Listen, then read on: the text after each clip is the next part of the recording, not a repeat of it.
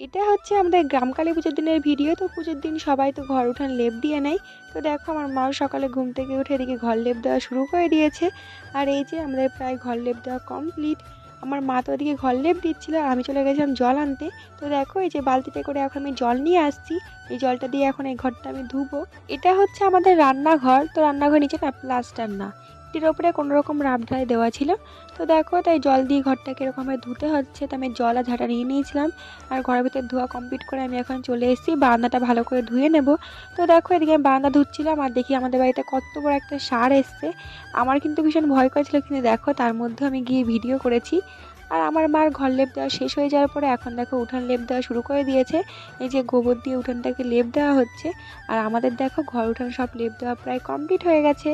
তো ভিডিওটা এই পর্যন্ত, এটা হচ্ছে ফার্স্ট পার্ট। তো সেকেন্ড পার্টে তোমরা দেখতে হবে আমরা আর কি কি করি। তো ভিডিওটা এই পর্যন্ত, ভালো লাগে লাইক কমেন্ট শেয়ার, বাই।